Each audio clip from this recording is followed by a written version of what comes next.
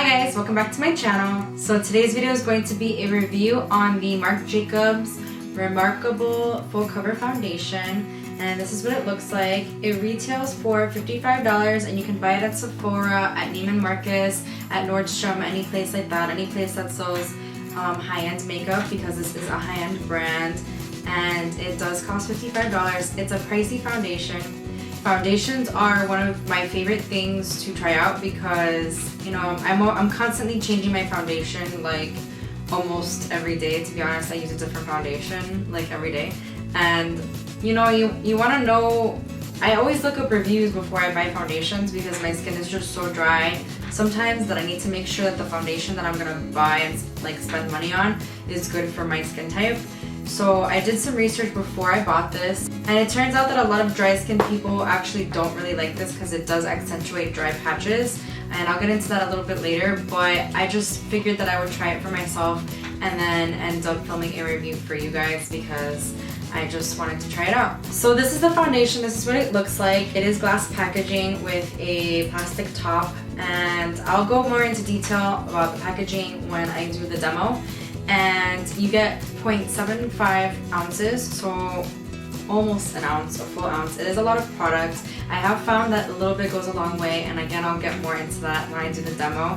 It feels like very, it says it's an oil-free foundation, but honestly, I don't understand that because when I put it on, it feels extremely oily. It is probably more suited for, it's supposedly more suited for oily skin types, but I just feel like it really helps my dry skin because it feels oily on me. I'm not exactly sure why that is. I don't know, it says it's oil free and it feels extremely like greasy and slimy to me, but I actually really like that. It is extremely long lasting. I have tested it out for about the past week or so, and I've worn it every day to work, and I come home and I still have traces of my, you know, bronzer and contour and blush and traces of my foundation as well. Now it does say it is a 24-hour foundation.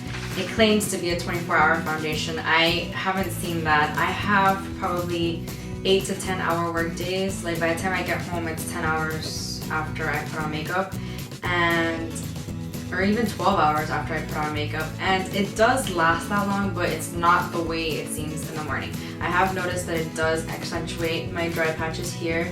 I have really big pores like on the top of my cheeks here, and I feel like they cling to that by the end of the day. At first when I put it on, it does look like the claim, which was flawless coverage. I absolutely love the coverage of this foundation. I feel like a very little bit goes a long way. I basically just put dots around my face, and you'll see in the demo, and it just gives me the best coverage possible. It's insane how very little, like you're paying $55 for this, and it's almost an ounce, and you don't want to spend it all like this, and you don't want to waste the product and whatever. So it's very good that you just have to use a little bit to achieve the full coverage. The finish is a soft matte finish, which I am totally fine with. I usually don't like matte foundations, again, because of my dry skin, but soft matte seems to work for my skin pretty well. It makes my skin look flawless, but it does again cling to my pores in this area right here. If you don't like full coverage, I don't recommend this. If you like a dewy finish, I don't recommend this either. It doesn't give you a dewy finish, but sometimes I just really want a matte finish. For me, matte foundations last a lot longer than the dewy ones, even though I do prefer to look dewy most of the time. I absolutely love this coverage. It claims to have twice as much pigmentation as the leading full coverage foundation. I definitely believe that, but again, when you have higher pigmentation, you have more chances of getting dryness. So if you're extremely dry, I don't think that this foundation is for you. Alright, so now the demo begins, and I'm going to prime my face using the Marc Jacobs Invisible Undercover Perfecting Coconut Face Primer. This is what it looks like, and it is obviously the same brand as the foundation I'm reviewing today. I figured this would be a good match for the foundation, you know, because they even have the same packaging. I figured that they go well together, so I thought that I would try them out together, and I have been for the past week. I do prime my face with something else, which I'll show after, but basically I just take a pump of this, and this smells amazing. I know I'm not reviewing this product particularly, but it smells amazing. It feels really hydrating, and it actually has a very similar consistency to the Nivea Post Shave Balm, except it smells better. But it does feel like it gets a little tacky on your skin, so it probably helps the foundation last quite a bit. Now I'm going to take the Too Faced Primed and Poreless Primer, and this is going to help my pores. And I basically just put this in my T-zone area.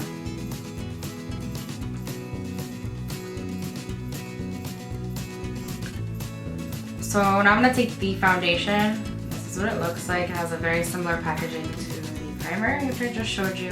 And again, this is in Bisque Light, which is number 22. I feel like this might be a little too yellow for me. And it basically has like a twist off top, sort of. Don't like the packaging at all. I like the glass. I like the actual like structure of the packaging. I just don't like this business here. I feel like a lot of product gets lost in this little area right here, and I don't see the point of this little wand thing. It's not a it's not like a dropper where you can like drop it on like a little plate where you put your foundation or whatever. So I don't really understand the point of it. I basically just take my finger and I tap a few dots around my face. Now the first time I used this, I put way too many spots because I just didn't know what to expect, and so I thought it got too cakey. So that's enough dots for me, and I like to use a damp Real Technique sponge, and this is damp with water, but I'm just gonna spray it with some Fix Plus, and this is gonna help because of the glycerin in the product. It's gonna help make the makeup stay all day, which it really doesn't need help with. So basically I just press it in the skin, and as you can see, it's already full coverage on my chin. Like full coverage. But it feels extremely lightweight. It doesn't feel like there's so much product on my face like you have to achieve full coverage with most foundations, honestly. Now for me, the wetter my sponges, the better, because I have really dry skin and I just feel like the oiliness, I don't know, it's just really oily. I don't know how oily people would like this foundation, honestly. Which in my reviews that I've seen of this foundation, I haven't heard anybody say that, like if they have oily skin that they hate it or anything, but to me, this just feels so oily. Now, it does settle in my pores here, and I don't like that. That's why I put a pore primer on, but even with that, it didn't really help much. It does settle into these pores, but I just love the coverage. It gets really great coverage. So just continue blending this out. I feel like I need more Fix Plus. It's not wet enough for me, I don't know. And then onto my forehead. Continue pressing this on. It doesn't take much to blend, honestly. I spend much longer blending my other foundations, honestly. And this one, it doesn't take much to blend, and very little goes a long way. Like I've said, I got a really nice coverage with just a few dots around my face. I really like that. I love full coverage foundations without it feeling really light. I don't know, the texture of it is just so oily, and then it feels like sometimes it flakes off, but it is very long wearing. Like I've said, I've tried it for a week, and every day when I get home, I still have tons of makeup on. Like you could tell it's rubbed off a bit. Like honestly, I'm gonna be honest. It doesn't stay entirely on the entire day, but it does better than most foundations that I own. It's very long lasting. It's more long lasting than most. So I'm gonna go finish the rest of my makeup.